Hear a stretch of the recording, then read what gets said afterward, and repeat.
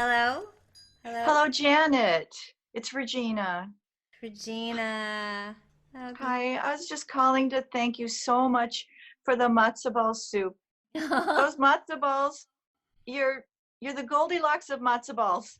They're not too hard, they're not too soft, they're just right, and it really helps me now. Thank you. Darling. Darling. Here's a virtual hug.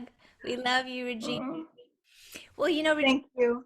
Regina, we've been we've been arranging with the boys. They're supposed to call in, and we're gonna put together a little tribute program Oh, right now. And the boys are gonna do favorite beloved tunes by Ian, dear Ian. oh, It's gonna be the parlor gathering that we can do right now. What do you think? I love it.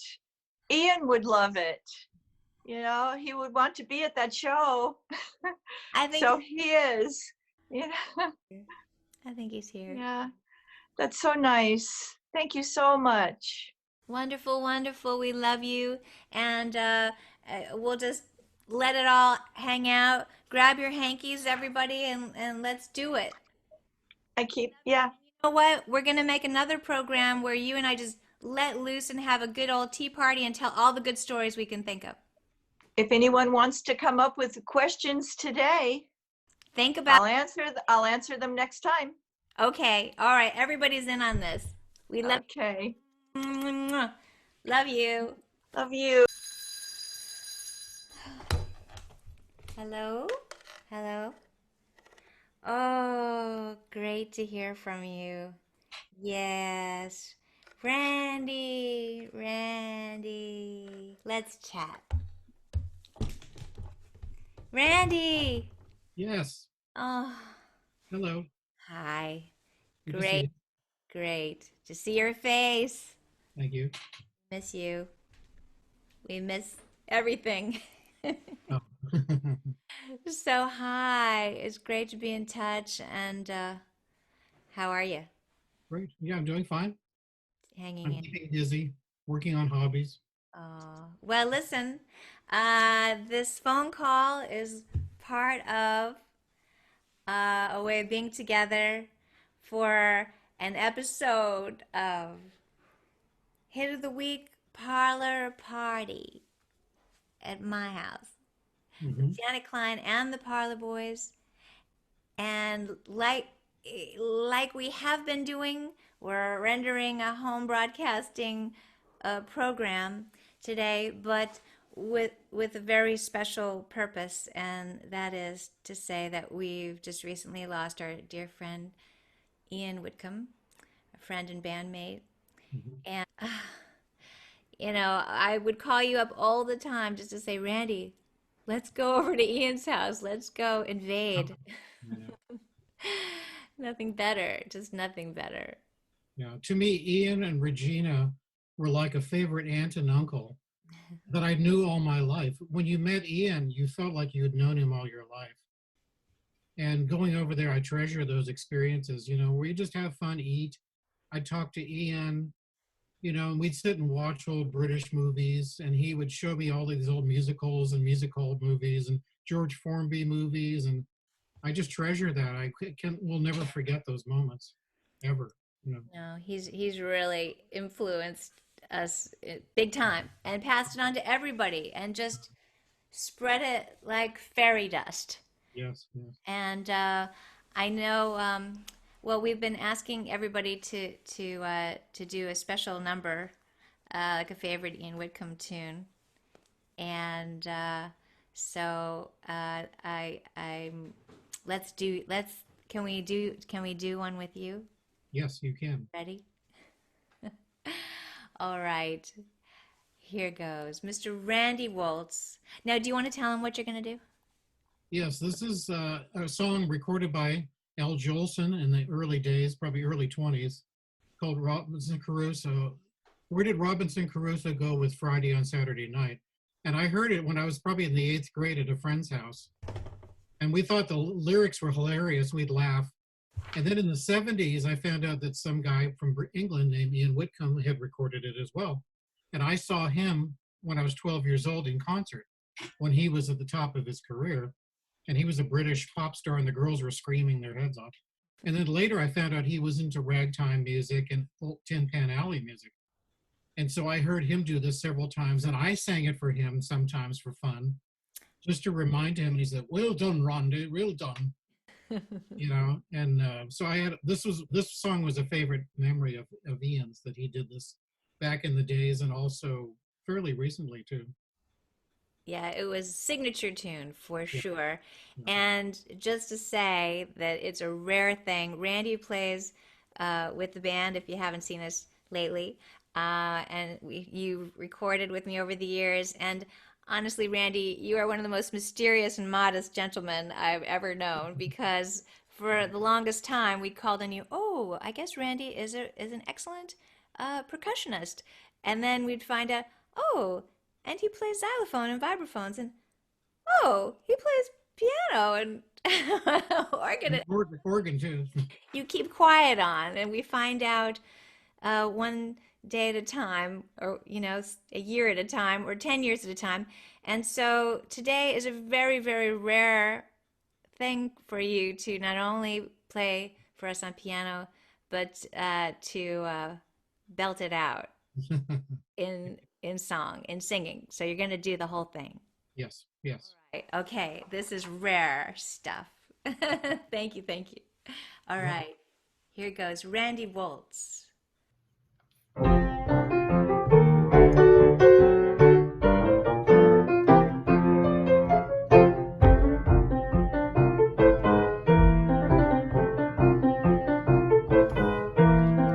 Thousands of years ago, or maybe more, out on an island or a lonely shore, Robinson Crusoe landed one fine day.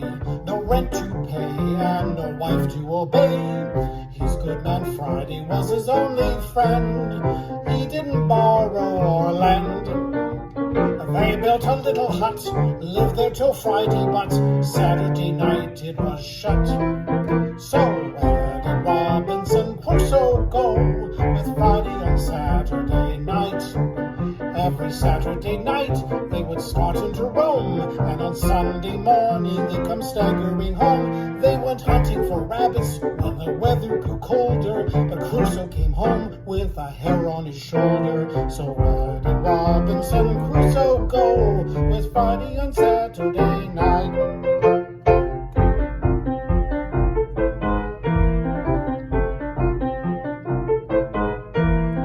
Robinson Crusoe was a good old scout.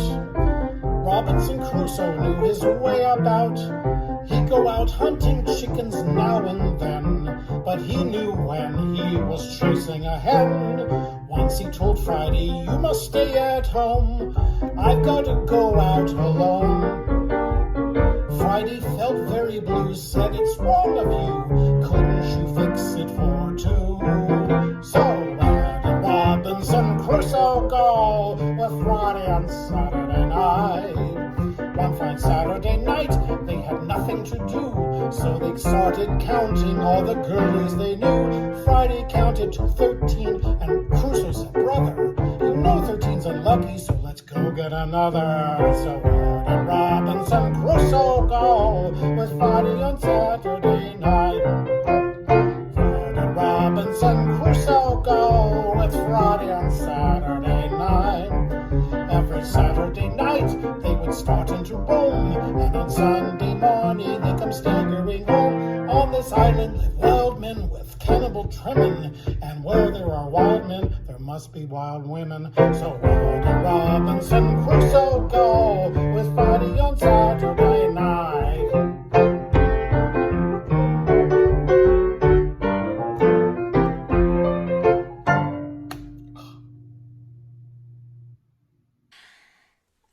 It's the best. That's the best. Randy, you blow my mind.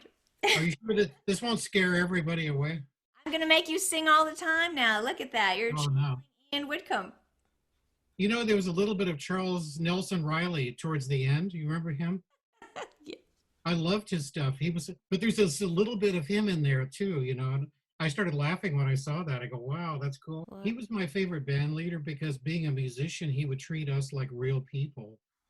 And, you know, he would always get the most amount of money for us. He would always insist that the band members eat the same food as the guests and be seated in the same room as the guests. And that was pretty rare. Most of the time we were pushed off into the kitchen somewhere or, you know, paid very little, or we didn't get anything to eat at all. But he was like the only one that really made a point about that, right. to treat us so well. And if you talk to Fred Sokol, the same thing, he'll say that. You know, I played with Ian so many times, and every time we were treated like the same people at the party. We weren't just servants that came in through the back door. Right. And I've had too many experiences like that where they just didn't, you know, get out of here. You know, we Oh. don't. But Ian was so good about that. You know, he knew how to treat musicians. That was wonderful. A professional. Yes. Yeah. And also, I was talking to Regina about these things too, because she was in the background, you know, helping with the management issues, and she expressed that too. That they insisted, for instance, on the Queen Mary, they always wanted to shuttle all the musicians through the bowels of the ship, through the back tunnels, even with all the gear and equipment and everything. So it's really rough there. And she and Ian absolutely insisted we and our people come through the front door. Yes. Right. Right. So, well, anyhow, it's lovely, lovely to be here with you. And we have some wonderful contributions that everybody has provided. So here we are, and in tribute of our great friend, Mr. Ian Whitcomb. Well done, Janet. Well done. Mwah. Thank you so much for being with us, Randy. Welcome. Amazing song. Thank you. Thank you. Wow. Hello. Is this the Parlor Boy party line? Yay! Mark here. Hello, hello. Hello? Hello? Hi, come on by. Woo! Okay. Hi. Hello, Janet. How are you, Janet? Excellent. Well, never mind. Not really. Well, you know, the reason we're gathering today is to do our episode of the Hit of the Week Parlor Party, but it's just not the same as what we've been up to because we lost dear pal Ian Whitcomb. Folks, here we be. And so let's see. You know, since there's been all of this spontaneous eulogizing going on online, and we've all been going through photographs and memorabilia and things, and of course, as our friend Marie McGillis, what's her married name? Oops. Marie Fleur. Fleur. Oh yes. That's not her married name. Okay, but That's her stage name. Her stage name is I think it's her middle name. she's, Fleur. as she says, whenever you visited with Ian Whitcomb, you'd have to bring a tote bag because he always had more recordings and radio shows and books and things to give you. So I found 4 discs today just looking through boxes. I wasn't even looking for Ian stuff. Marcus, is my mustache too big? No, it looks perfect, John. It looks really good. very nice. It's very Chester Conklin. Well, okay, so anyway, so we're going to just have a progressive parlor party today with various band members who will come. And I know that you prepared a couple of tunes of Ian's, right? Absolutely. I think, Marcus, you said you were going to do the oldest one. Maybe it's from something that he wrote from his rock and roll beginnings? Yes, absolutely. I've been working on 2 songs from him, so you'll hear one of them. I haven't decided which one yet. I can't wait to hear that. But his first hit, before You Turn Me On, that great legendary song, his first big hit was The Sporting Life, which is an old kind of a House of the Rising Sun type thing. You know this one. And then, but another song I happen to have, if I may, John, say something while I walk away. Hey, I can't wait to hear that little piece of legend. It sounds really delightful, Marcus. And are you I'm coming here. back I'm with here. a new? Did you get a new beer? No, it's still the same beer, but Let's see. Oh no! Oh, there it is. That's an LP. What year is that? What year? 67. Oh wow! But that's after you turned me on. No, well, true, very true. But Let me just restate for anybody who's viewing today that our friend Ian Whitcomb was a British invader who came to Hollywood after he had this million-selling hit record. there he is, right there. There he is. 1965. 1965. In This album, But the whole time, you know, he really, as a rock and roll guy, Yeah. really, really loved old music, ragtime music, and 1920s music, Tin Pan Alley. First thing he did, I think, before he came to California was to go to New York City, and he met all the old composers at the Brill Building and interviewed them all. And we should all go check out those interviews because they're priceless, and I think that they're out on YouTube. And can I say, I I want to say something here, that when he came to Hollywood, he met Spencer Quinn and Gene Mason. They were a couple who lived in Hollywood Hills, and they were very integral in helping him along with the antique music. Spencer, really? Spencer Quinn. Player, is that right? Yes, and he had a place called the Pawn Shop on I think it was Hollywood Boulevard, near the freeway, kind of. Yeah. Wow. Here, let me show you this. Let me show you this. Look, this was the first one that came out. Did he write this song, or is that an old song? He's credited with writing it, but there's a little. Oh, Ian. But then his big hit, "You Turn Me On." Flip side. Yeah. Well, no, this is another record. Sign. This was his second release, and I had him sign it one of the first times I met him when I first started playing in your band. Yes. Yeah, that's so cool. That's so cool. Look at that right there. Look at there's Ian. I love it. That's Yeah. great. Oh, Ian. Yeah. Well, so Ian was a rock and roll guy who loved Tin Pan Alley music, loved ragtime, became an ambassador for that kind of music, an ambassador for the ukulele, and so he was a music historian and an author and a radio show host and a mischievous provocateur. Pal. Yeah. He was amazing. He was all of those things and more. He was. And Yeah. and so anyhow, we miss him dearly. And Yeah. so Marcus, why don't you do that early number? I will do that I would right now. Hold on, let me go get my guitar. All right. Marcus, let me talk while you're getting your guitar. Oh, is that okay? Thumbs up, Is that champagne? elbows out. Don't drown.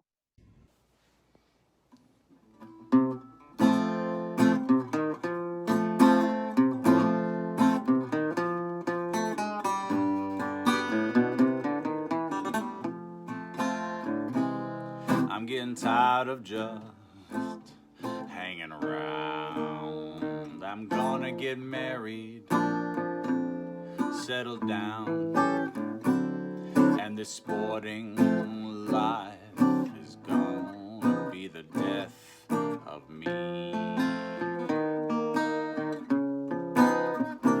My baby left me on my own. Ain't got no bird, ain't got no home, and this sporting life is gonna be the death of me.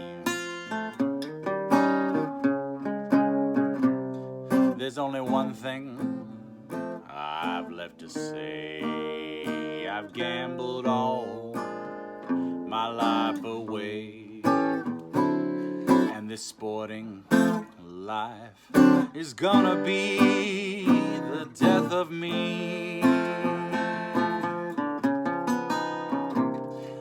Getting tired of just hanging around. I'm gonna get married, settle down.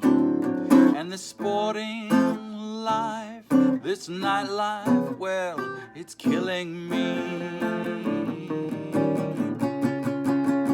And this sporting life is killing me.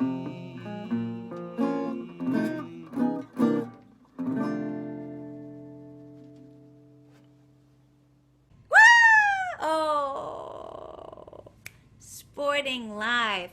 What is a sporting life? Was a term for being a gent who goes out to the illicit houses, isn't it? Something like that. Well, definitely someone who goes to the illicit houses, not necessarily a gentleman. It's, you know, Sporting Life was made famous in that great play. What was that? Showboat, right? Was that Showboat? Sporting Life. Anyway, Sporting, maybe Porgy and Bess. Porgy and Bess. Thank you. As I think as exemplified by Cab Calloway's performance in that role. No, but I met the guy who was originally meant for it by George Gershwin. Oh, who was that? I forgot his name, but I was with Johnny Crawford and Michael Feinstein on that night in the 80s, years ago. Oh. It wasn't Cab Calloway. Well, Cab Calloway did it. He did it later. Yeah, he was later. They used to have guidebooks, I think, to the sporting houses, they'd call it. And those were the kind of places where, like, Jelly Roll Morton would play piano, and there was a lot of good music in those places, apparently. A lot of good music and quickly made friends. I guess that's how it worked. Storyville and such places. Yeah, the red light districts and all that. Thank you, Marcus, for bringing us that one. That one is from what year? Well, that was originally recorded in 65, but the album that I have came out later in 66, 67, because they were just singles, you know? Yeah, and actually, another little tidbit that Ian told me was that a really cool song on the backside of his first single is a song called Fizz. And he said they recorded it in a basement, and it's his brother on drum or harmonica or something like that, who ended up playing with Sonny and Cher. Yes. What was his brother's name? Brother of Ian, I think was his name. More to look up, and that's why we have knowledgeable fans who will be right there and fill in the blanks. Exactly. Well, you know, a little show and tell thing. I was just we are doing something special, and we are going to announce it today. That we compiled all the recording tracks that we've done over 20 years with Ian, or doing Ian's relatives. His uncle Stanley Damerel was a writer in the 20s with his partners, and so we've performed some of those songs over the years. Some things like "Fairy on the Clock" and. Anyway, and others that Ian wrote, and under pseudonyms, because we always wanted to be purists, only do old things. But Ian passes. He could. He was the oldest thing in the band for, I think. So anyway, we've compiled this. It'll be like a tribute collection of Ian Whitcomb recordings with me and the wonderful Parlor Boys. And it's up on Bandcamp. We're newly up on Bandcamp. So the address is janetklein.bandcamp.com, all lowercase. And so we're releasing it. It's ready any minute. And I was putting in some extra notes because some of these songs were written by his Uncle Stanley. Now, he loved to tell us that his Uncle Stanley was Stanley Damerel, and his writing partners were Robert Hargreaves, Montague Ewing. Who didn't love Montague? I loved him. Tollchard Evans. And so they were all writing these novelty tunes, and they wanted to be hip and fabulous like a lot of the American Tin Pan Alley writers. So they started to use pseudonyms to sound more Jewish. So, in America, a lot of the Jewish composers were trying to sound, make their names and everything sound less Jewish. And but out of the country, they wanted to do that. So in other words, they took Robert Hargreaves and Stanley Damerel, and you'll see pseudonyms on famous songs like "Lady of Spain." Yeah. Yeah. Yeah. Errol. Is somebody going to Lady perform of that Spain. song? Lady of Spain. I'm not sure yet. Errol Reeves and Tolchard Evans, and some other novelty tune pieces. Here's one by Montague Ewing. His uncle Stanley also worked on "Let's All Sing Like the Birdies Sing." Oh, Wow, did you see that blue star there? yes. Oh, that's a Jewish star too, isn't it? Or you're the sheriff.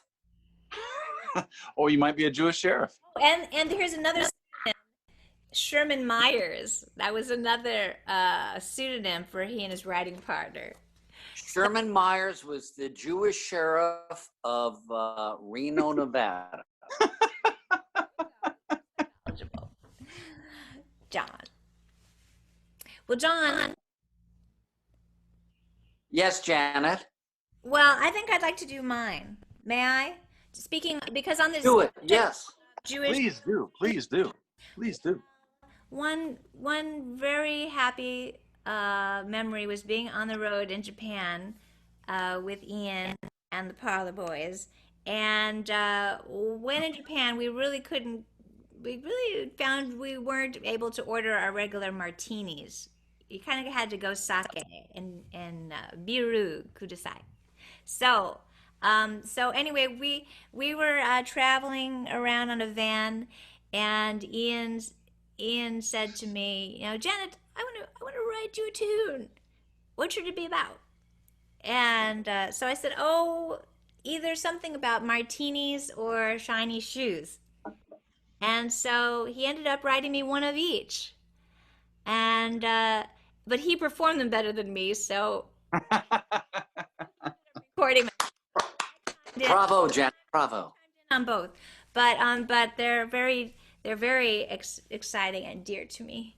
And so again, on the subject of pseudonyms, he loved pseudonyms. So the song "Have a Martini" was written by Oliver de Cologne, or Ode de Cologne to his friends. And then this Hebrew novelty tune that I'm about to do, written by our friend under a pseudonym E. Harold Nussbaum. So here goes. This one is the Shiny Shoes song. Let me try it.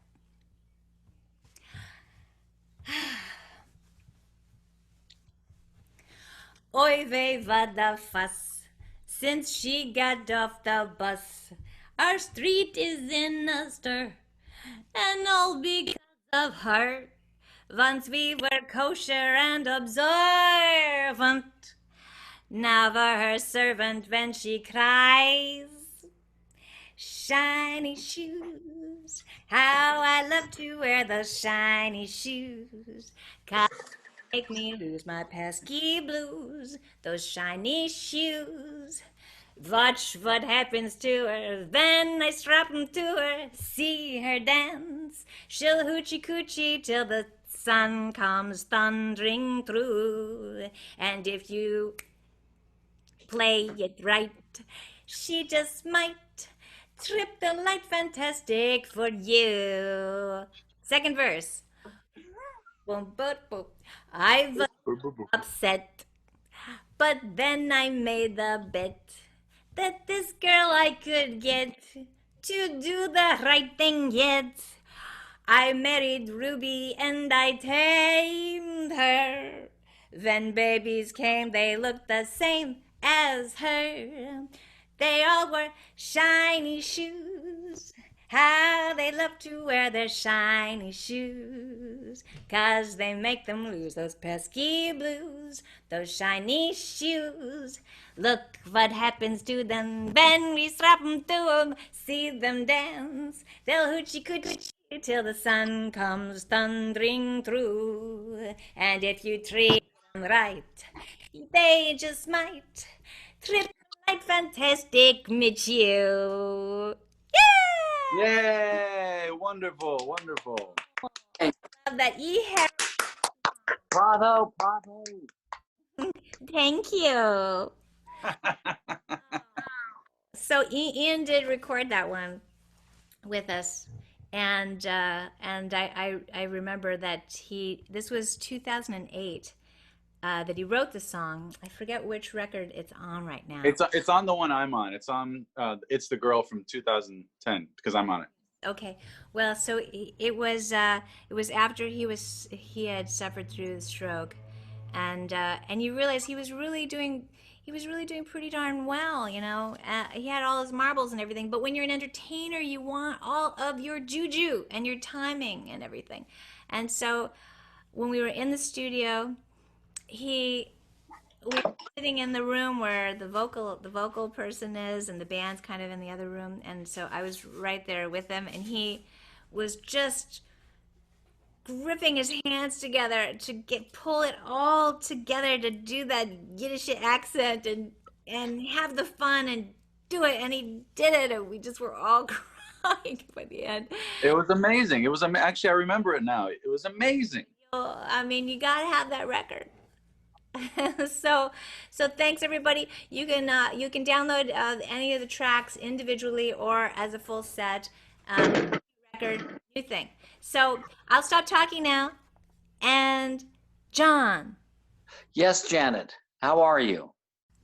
I'm good because I'm with you guys. No, I'm good because I'm with you. I like your polka dot tie too. And Thank you. And your cooking apron. I've been doing some household chores. John. Yes, Janet. You're gonna do one of Ian's favorite numbers? Yes, I am. What's it gonna be? I'm thinking when you're smiling. Yeah, we all know this one, right? When was that one written? Yeah. I think around 1929, 30, I think. Oh, yes, definitely a depression number. It's one of those keep your chin up and smile be your umbrella. Just turn that frown upside down kind of song. And he loved it. He didn't write it, but it was a favorite. No. So here goes. You're gonna run out to the studio, right? Yeah, I'm going now. Excuse All right. me. I'll be right back. I'll put on a coat when I get there. Okay. Ah. All right, everybody. Here's John.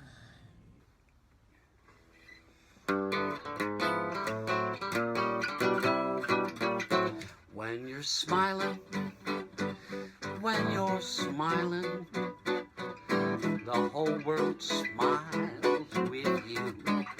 When you're laughing,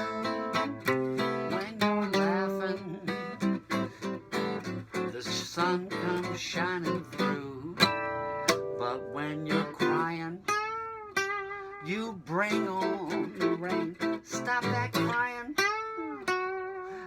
Be happy again. When you're smiling, the whole world smiles with you.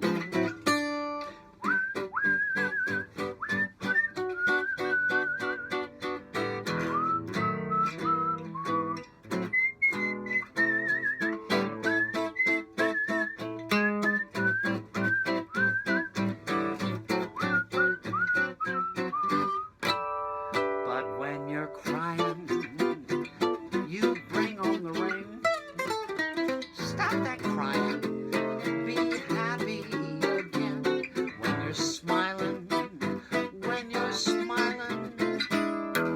the whole world smiles with. The whole world smiles with. The whole world smiles with.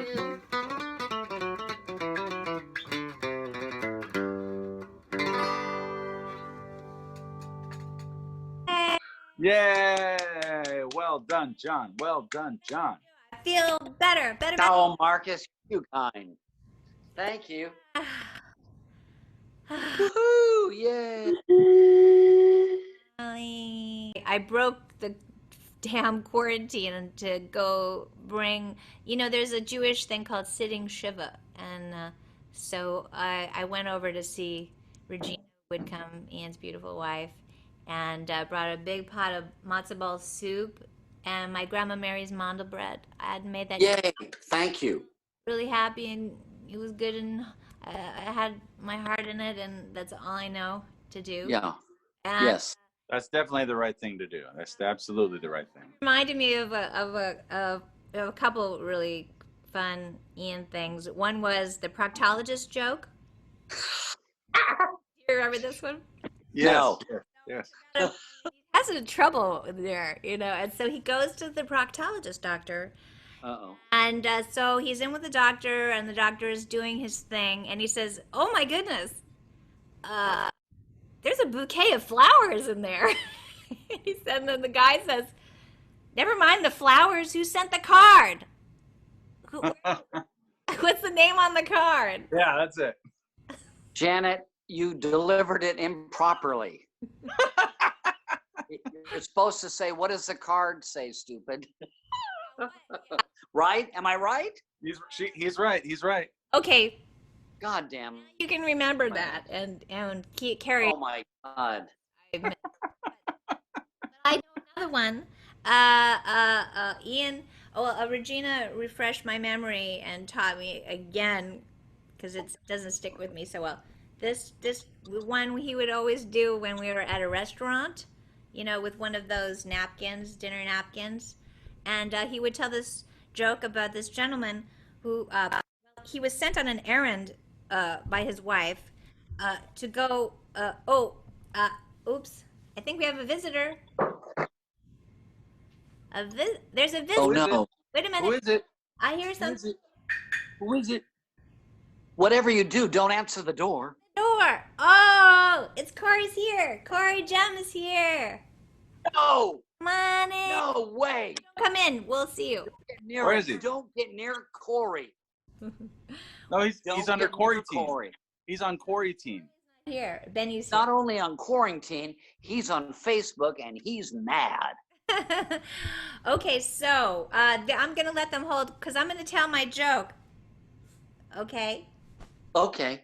Okay, so it's a demonstrative joke. This is one of the reasons to have a hanky handy today, because it's about this timid gentleman who goes into a department store and he says to the lady, Miss, my wife, she sent me on a little errand, and she wants me to get this little thing. It's like one of these, but well, it does a little of this, a little of that. It looks well. It's like this little new thing you've got here. This little, it's something like this. That was very well done. I think it works better at a table when and you're fidgeting around French fries. Yes, because it's and of course Ian would always eat his specialty after shows. We would always have martinis, and then he would order cottage cheese with ketchup. I don't know. It was an Ian thing. I'm going to Pasadena to go to the Einstein lookalike party. How's that look? How is it? You're Not bad, right? Looks good. Looks good. looking more like a mad scientist every day. I'm losing my marbles. I know that. Well, you don't need marbles anyways. Who plays marbles anymore, John? They're overrated. I can't even make a fart noise in the hand. My whiskers are so big now. I smell bad. No, you. Take a shower. Take a shower, John. John. Why bother? John, what's your oldest Ian story? How did you meet Ian, John? I want to know. Oh God, oh shit. Oh, I think I met Ian at KCRW. He had a show there A famous show, a very famous radio show. in the 80s. And I was in a band at that time called the Palm Springs Yacht Club. And we backed him up. We got to be on a show in 1986. Yeah. What song did you sing with him or to play with him? I can't remember, but I think Ruth Hirschman ran the place. So it was on the radio. It was on the radio in 1986 Oh. with Ian. And yeah, Ian had a prominent radio show there. It's very famous. Nick Tosches quotes Ian's radio show in his book Where Dead Voices Gather about Emmett Miller. You know what? And he had this kind of merry-go-round music that brought it in and took it out. Mm-hmm. And it was him playing. It was really delightful. Mid-'80s, we got to be on the Ian Whitcomb show on KCRW. Yes, 1985 or 6. So that's when I met him. But I knew people that had sired him way back in the 60s. Spencer Quinn and his wife, Jean. Jean is still alive, and she goes by her maiden name, Mason, and still lives in the Hollywood Hills land. Jean Mason. Let's go visit Jean Mason. Yes. I got to get going. What do you do, Mr. Howe? There's a sneezing convention over in Redlands I got to get to. It's going to be great. Everyone's going to be doing their best things. No masks allowed, so it's going to be perfect. Hey, Marcus, Yes? I've got to peel some garlic. Yeah, peel that garlic, John. Peel that garlic. Peel that garlic down, boys. Peel that garlic down. Happy cooking. Happy. Bye, Janet. Bye, Janet. Love you, Ian. We love you. Yeah, Ian. Okay, well, why don't we just look at this ourselves? Okay.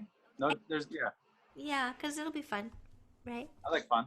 I love that image. It's so ghostly. This image that was taken here in our living room. Oh, wow. And that was kind of, we were taking photographs of everybody for Whoopee Hey Hey. Am I on that one? I think I am. Yeah, that was my first album with you. Oh, was it? I think so. 2010. You came to save the day and play with me at my CD release party on the one that you weren't on. Yes, that was exciting. You called me 2 days before and you said, learn the album. And you did. More or less. I sort of learned, well, you've been my friends ever since the day I met you, so I'm lucky. I'm lucky that way. Sometimes I say I feel like Dorothy on the Yellow Brick Road. I got to meet all these monsters. Great characters, I would say. Characters. So, Mr. Ian Whitcomb, all about this guy. I loved him in a white bow tie. That wasn't his main ukulele in that last picture. That was another one. Oh, that was ours. Yeah, he was here at the house and he just borrowed one. It's little fun. Okay. Have a favela or something. Yeah. But in this next picture is Yuki, right? Right. You are very astute. Yeah. This one. That's a great photo. Is Martin ukulele. Uh-huh. At the backstage coffee gallery place that we usually play every other month. Yeah, looking good, Ian. Yeah, and so he lived right around the corner from this place. He could walk there. They were lucky to have him. We all were. Here was this was in Venice. This was we had some people over to take some photographs for I think it was the record called Put a Flavor to Love, and we met at this old Great record. Hello. Ian, there he is. Oh, look at those hands. House. With his accordion. I loved his accordion playing style. He told me that he just liked to play it like a piano. His left hand didn't do a lot, but his right hand did fun things, and it worked perfectly. It did. It's all about the expression, right? You don't have to be technically fancy all the time. Sometimes it's just use the expression and the texture. And, we were talking. What did he call it? Like the belly piano or something like that? The stomach piano, stomach organ or something like that. Yeah, he was talking about strapping that thing in. Yeah. I helped him so many times because his straps would always get backwards and weird. So I'd have to turn him around while he was singing or something. It is like wearing a refrigerator and trying to play music. I mean, what a... It's a mechanical brassiere that's it's improper. Exactly. We love it. this was we were doing another shoot, Yeah. shoot for which one Is was that it? ready for you? Is that ready for you? Yes. He looks so dapper in English. Yeah. It must have been cold that day. He's got the sweater, jacket, and scarf. Yes, the full. This was, I don't Oh, know, I love that one. Steve Allen. We're sort of, Yeah. doing. I wonder what song it is. Let's see. I can't really tell from the fingering. I'm not sure either. We were going somewhere. Maybe it was like ambling along. I don't know.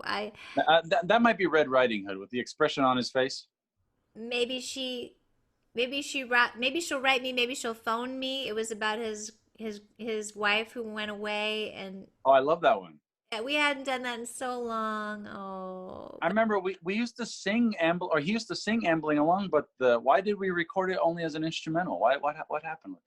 no, we did. We did a patter chorus. We did it. We did And it. ambling along, isn't it an instrumental? Maybe it has a long instrumental chorus, but we're on there. And Are we?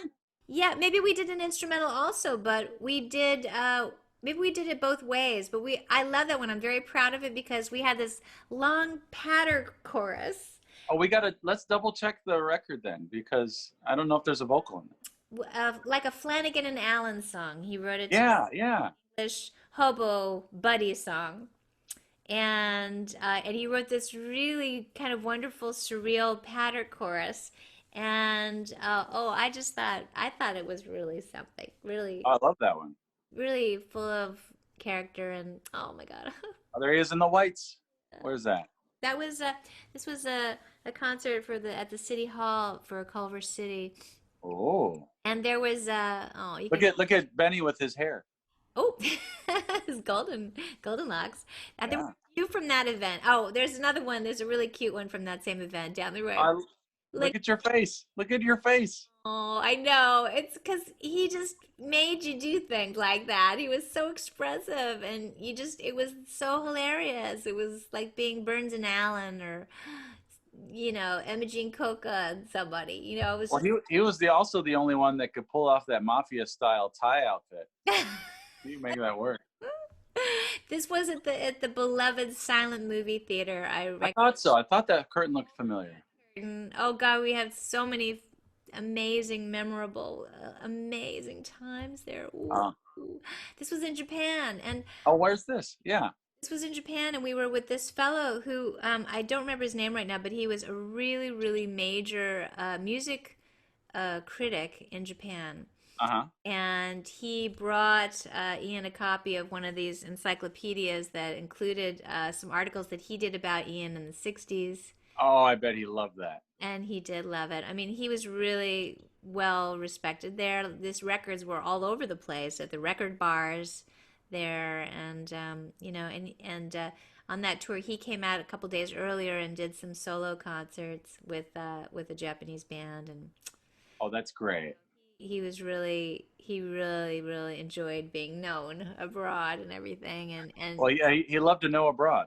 Whee! This was Steve Allen Theater. This was Oh, yeah. just before you joined. That's a motley crew right there. This is the Parlor Bad Boys. Except for Benny. He's always been. Yeah, well, he's been a waylaying force. Let's see. We got Tom. We got Billy. Billy just posted a video today. It was of him playing guitar. With a solo. Yeah, solo in his living room. He's in Florida now. Is that probably Weinstein on the far end with a tuba? Or So Weinstein with his tuba, Tom Merritt, Dave Jones on the bass. Nice. And that piano. I wonder what happened to that piano. Oh, that was the Steve Allen Theater. We were there for 13 years. Over 100 shows. Over 100 and somewhat 50 shows. That was a good run. Oh, Ian. Yeah, screaming. There he is. Oh, it's just the perfect combination of. Oh, I love this one. This one's great.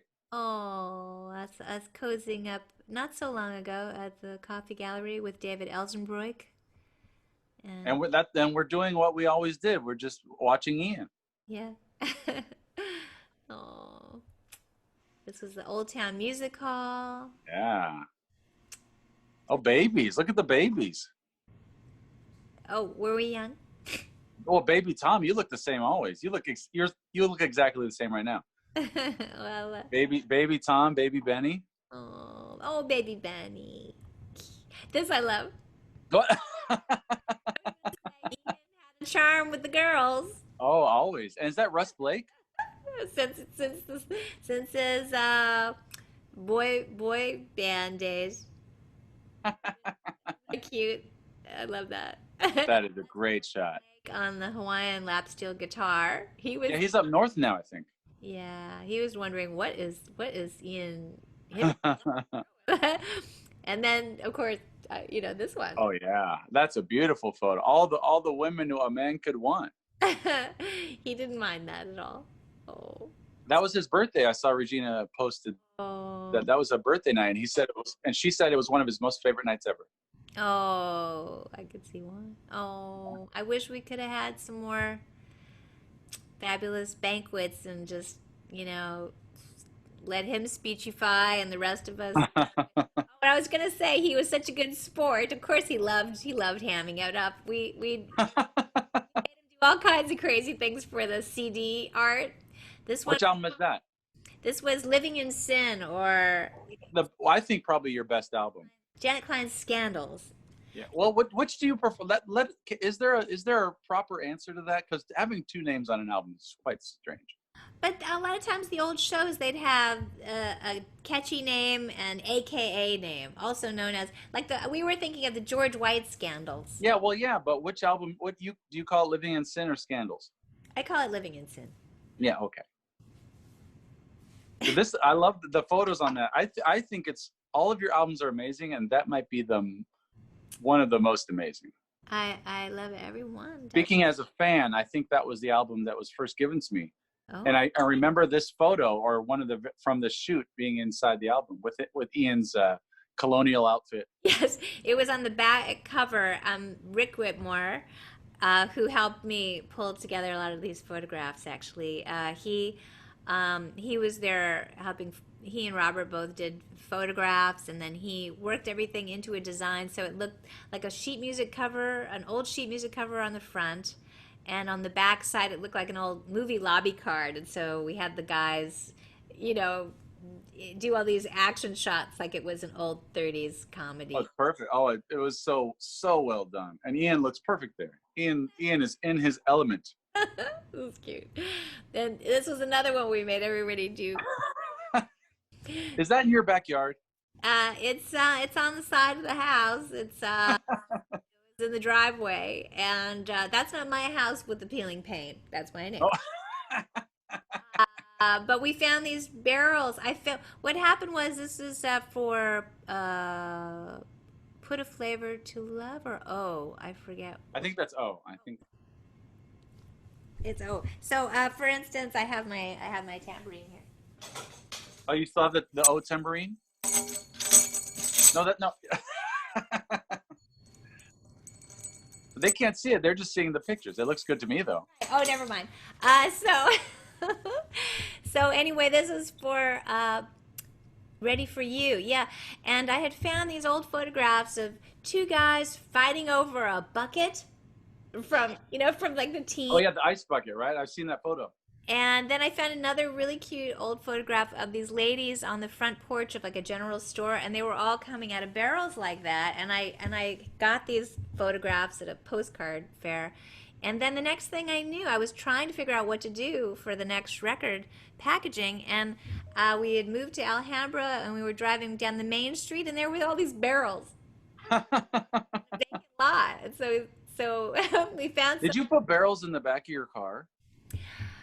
I think that we worked out something with the people that owned the property, and then we got them borrowed. We borrowed them. Oh, you borrowed some barrels from the barrel owners. So anyway, so they were cute. We did these cute. Some of these were it was so cute. Look. What did Ian think about being in the barrel? He was so game. Of course. Sometimes Well, looks like everyone is game here. yes. Sometimes he would say in his British accent that he was slumming it, or that I had a funny farm of band members or something. Well, you certainly did. Oh, that's us. That's us. Hey, this was at the Paramount Ranch. Yeah, we were watching a silent movie Oh, that night, and we had a picnic beforehand. yeah, we had some good, lovely fun out there. They had the big fire, and I think we Is loved it even gone? Is it even there anymore? I don't know if the structures are there. It was an old movie set lot for the Westerns. Yeah. And Ian in his classic whites. Oh, yeah. Those dapper as usual. And then this, I think, was the last time Ian came. Was that I think it was February 29th or something. The last maybe leap year day or right around the end of February. Yeah, he came to sit in with us, and he sang a couple of tunes. I think we did Red Riding Hood together. It's the best I'd heard him sound in years. Oh, it was great. And he was reciting Shakespeare. Yeah. Seriously, I mean, he was great. You know, He was it was literally it was such a glimpse of the old Ian. He was happy, he was good, he was so happy to play with you. Yeah. You brought him so much joy, Janet, every time. Oh, well, vice versa. Look at Do you remember when Wolfie was born? Do you remember my son, for those who don't know, my eldest? We went to some event, maybe a ticket to the 20s or something, and we brought, oh, there he is, there's that smile. Yeah. Do you remember Ian, we went to a steakhouse or something, and Ian said about Wolfie that he's not silly looking. He looks good. He's not silly looking like most babies. And it was the most like bougie compliment. It was so great. Well, anyway, I guess that's our little memorial slideshow for today.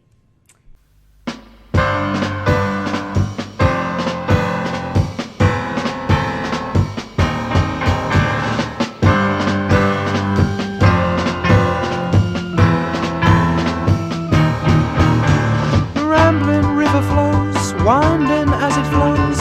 In the end it goes to the sea, and it takes you, gently takes you from me. We were so in love, very much in love.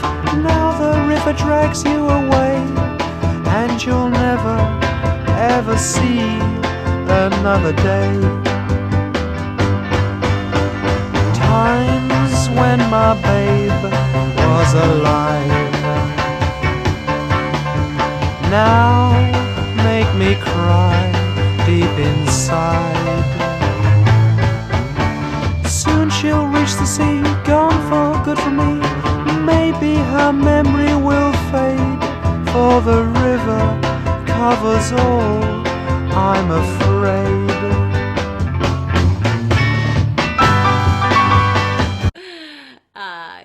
You do the whole package very nicely. Thank you for noticing my package. Yippee! Well, thank you for spending the afternoon with me. Anytime, Janet. Say bye to Robert for me. Someone's knocking. Who is that? Hey, it's Corey. Come in, come in. Well, thank you. Oh, Corey, sight for sore eyes. Aw, well, thank you. Oh, well, thank you for joining in today. Well, thank you for having me. I'm sorry it's not under better reasons, but you know. Yeah, well, I've been doing these parlor party episodes Yes. on the digital world stage since we can't do it in person and together.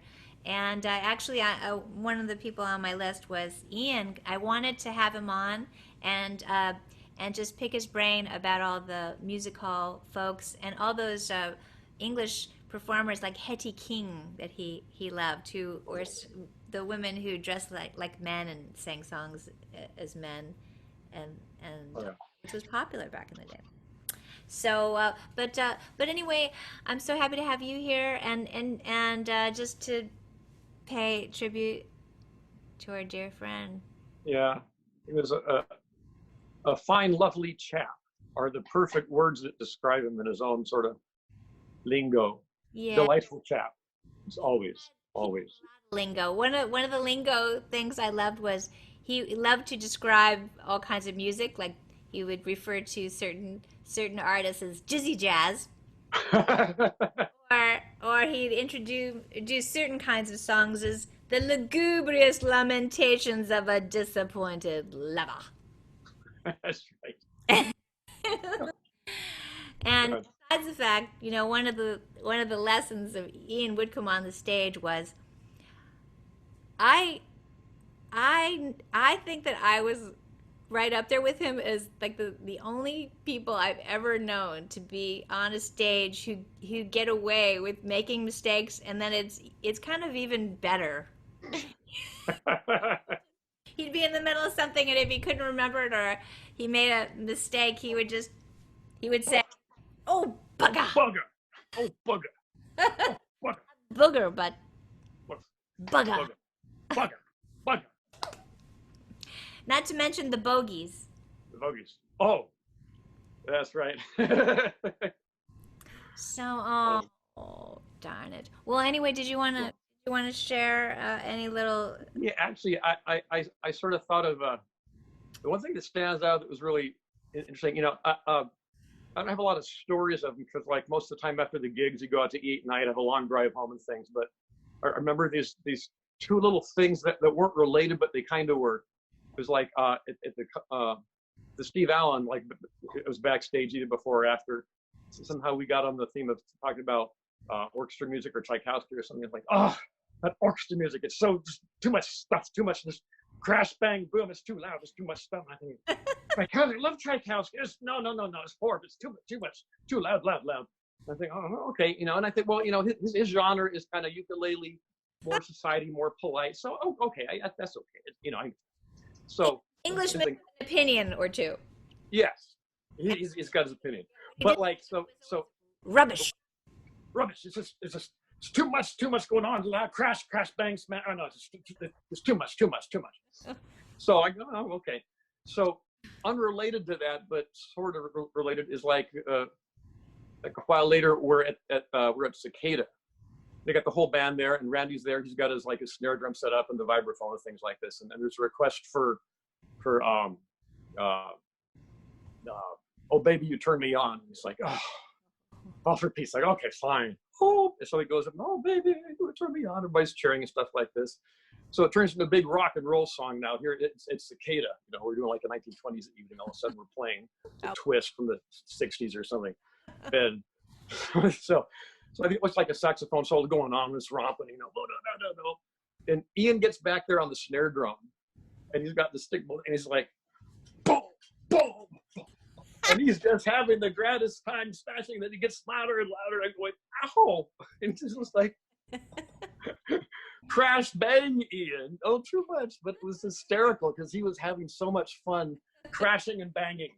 I said, we need to stick you in the percussion section of the Chicago Symphony right now. It'd be perfect. But it was hysterical because he was having so much fun. He wouldn't have turned it down if he did. He did do some gigs with where he did collaborate with symphony and classical composers. He did. Oh, okay. Yeah. I saw one of those concerts. Anyway, so well, is it a little musical interlude time? Yes. What are you gonna do? I think I'm gonna do the. I haven't decided yet. Let me think. Okay, surprise. Okay, I'll surprise you. All right, here. Okay.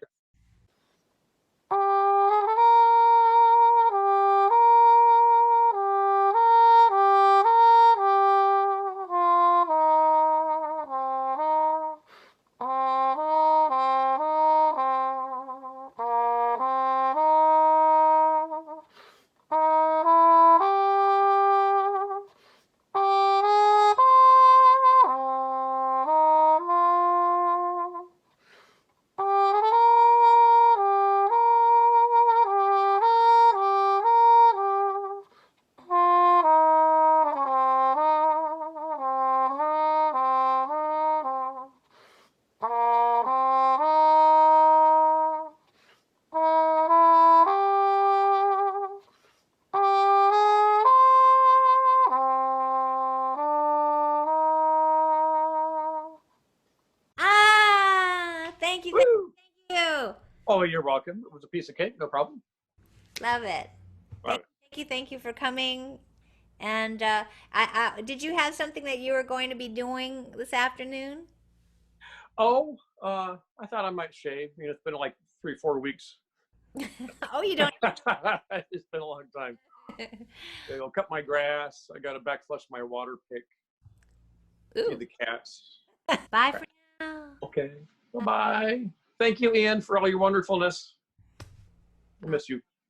Oh, yay! It's Benny from Santa Monica, Benny Brydern, and Frederick Hodges from Northern California. Boys, you're here. You're here. Hi. Hi. Hey, Janet. Yay. Hi, Janet. Oh. Thanks so much for answering the phone. I'm so happy that you're all here with me today. Hallelujah. Oh. Hallelujah.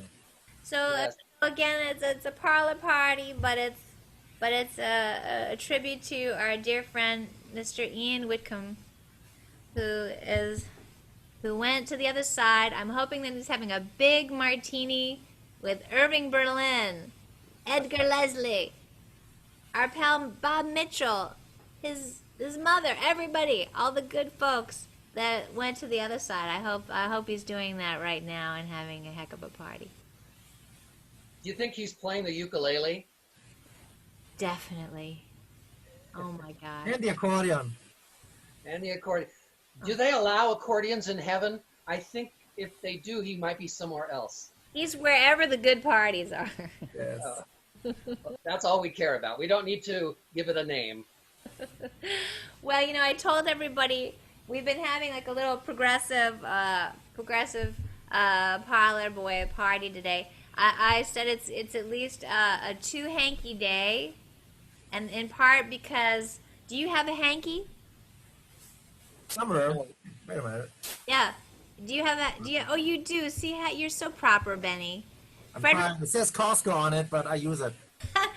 Okay, because I said we need at least 1 hanky to for the emotional part, and then the other hanky because I'm gonna render the English pantomime song Oh. that. Well, Janet, I can go get a hanky, but I have my mask for going out shopping. Is that good Sure. enough? Or These days. All right, wave it, and as Ian would say about the song. Okay, I'll go first then. I'll just do it now that we're talking about it. As Ian would say, his mother used to take him to the pantomime shows, and they would do this song. I believe that Ian created the extra verse for it. But he said they would ask everybody in the audience to pull out their handkerchiefs and wave them in the wind for Windmill Hill. And Ian would say, "Oh, my mother was horrified to be with all these people with their bogies flying." But here it is. Here it is. No. I wanted to. Okay, here it is. We're gonna do it. I'll do it. Ready, boys? ready? With you, but here it is. Nevertheless.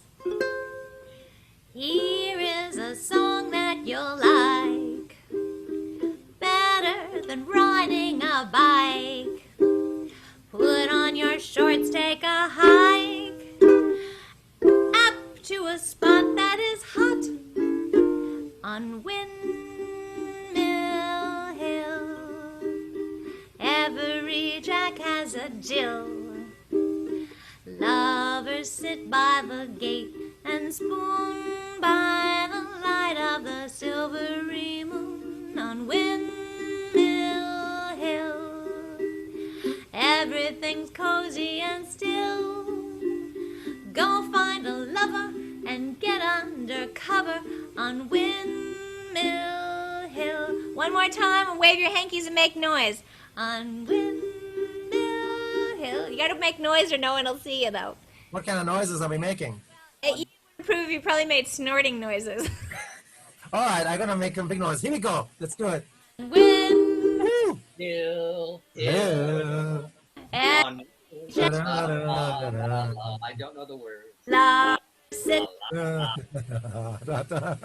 by the light of the silvery The milk Moon, wind, running. hill.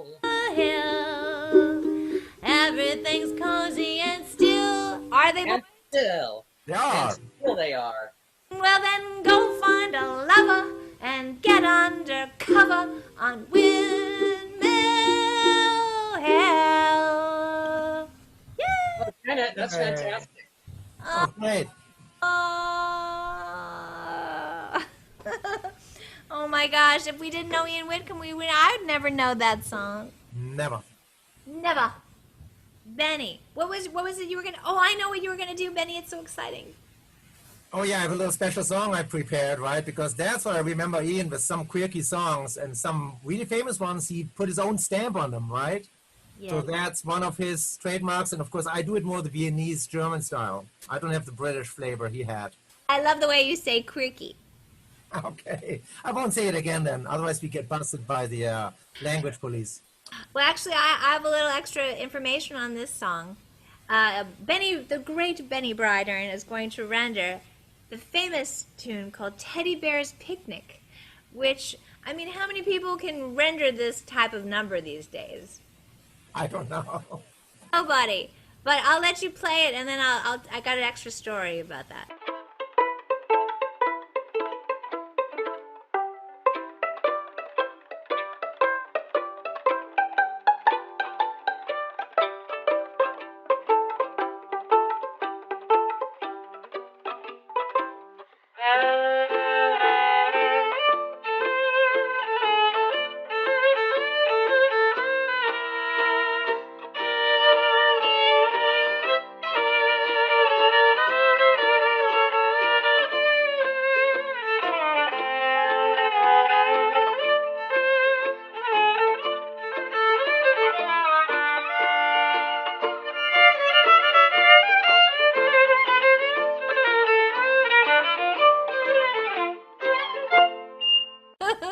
One of the best. Oh well, so now that we've done it, Frederick, what did you want to share a little number or? Well, I'll tell you a story. Yes. When I first met Ian back in, I think it was the summer of 1983. I went with the Royal Society Jazz Orchestra for the first time to perform at the St. Louis Ragtime Festival, which was held on a riverboat called the Goldenrod. And so I was one of the performers at the festival, and Ian Whitcomb was one of the performers as well. And I'd never met him before. I had no idea he would be there. But when I saw that he was there, I was just shocked because he was this superstar from my childhood, this rock and roll superstar who was in all the fan magazines, and I definitely remembered him and couldn't believe that this was the same guy. It couldn't possibly be. How could a rock and roll star? It's like having Mick Jagger suddenly be at a ragtime festival. Not possible. Wow. But it was, and he was so nice and so wonderful. We really hit it off, but I didn't enjoy merely meeting him. I enjoyed his performances, and he sang a song on stage called "You Don't Like It, You Don't Like It Not Much," and he had his own lyrics or additions to it that were so hilarious. And I never can listen to this song or play it without thinking of Ian and his wonderful version.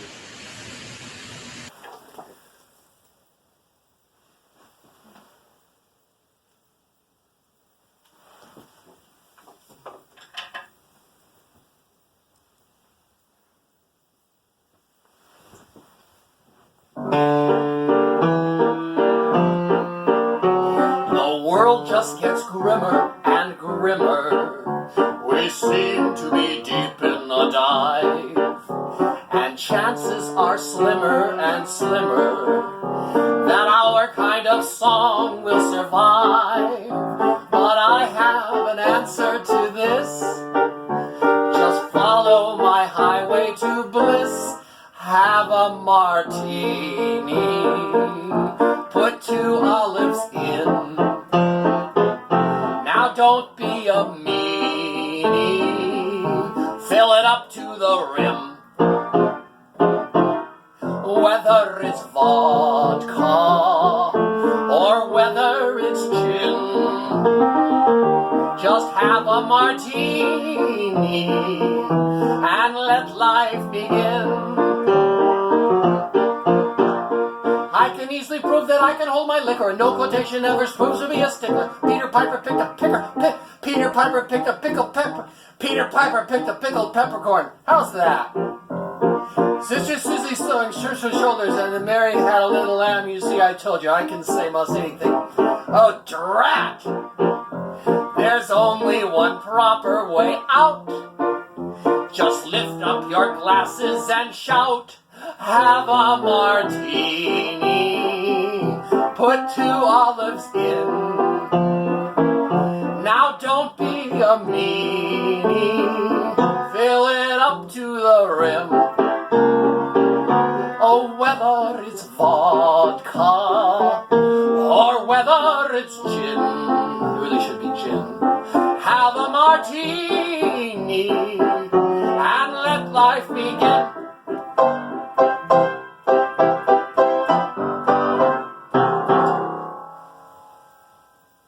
And here's my martini that I raise my glass to my friend Ian Whitcomb. Oh, cheers, cheers, kampai. I talked about, the thing is that Ian loved pseudonyms.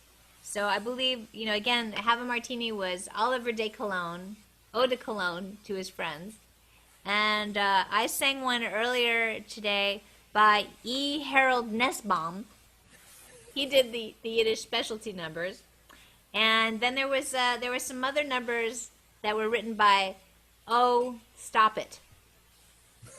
Anyway, I think it was because his uncle and his writing partners had all of these pseudonyms. So, for instance, I have the famous Lady of Spain sheet music, written by a very English name, Tolchard Evans, and this is a pseudonym of Robert Hargreaves and Stanley Damerel, his uncle. So they called themselves Errol Reeves. So they did that famous one. Here's another one with Errol Reeves and Tolchard Evans called Lights of Paris. And this one was the Penguins Patrol. They just don't write them like that anymore. You seen this one, Frederick? The Penguins Patrol? No, I've never seen that before. Well, he told us that this was another pseudonym, I think, for Montague Ewing that you see now and then, Sherman Myers. Yeah, that's the name that's on the sheet music for Moonlight on the Ganges. I think it was another pseudonym because they wanted to, So please be careful. We love Stay you. healthy. Oh, yeah. Oh, I'm going to be very careful, Janet. use your masks. Don't let the bogeys fly. No. Oh. Well, we love you, love you, love you. Thank Love you you, Janet. for hanging. Goodbye, everybody. Thank you so much for Bye. making this wonderful tribute to Yes. Ian Whitcomb, the great genius of song and dance and all of the above. Let it continue. May it continue. I mean, that man made so much good stuff. All the CDs, all the books. Yay! Hey. Yay! Yay! Live on. Goodbye, everybody. Bye, everybody. Bye, Frederick. Bye. Bye, Benny. Bye. Bye, Janet.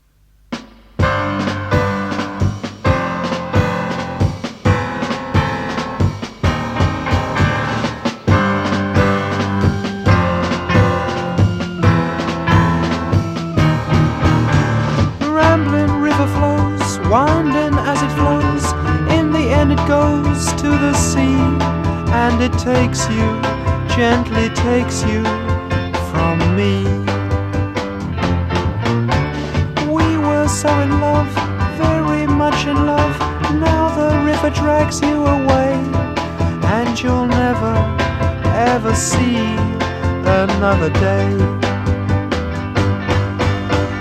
Times when my babe was alive now make me cry deep inside. Soon she'll reach the sea, gone for good from me. Maybe her memory will fade, for the river covers all, I'm afraid.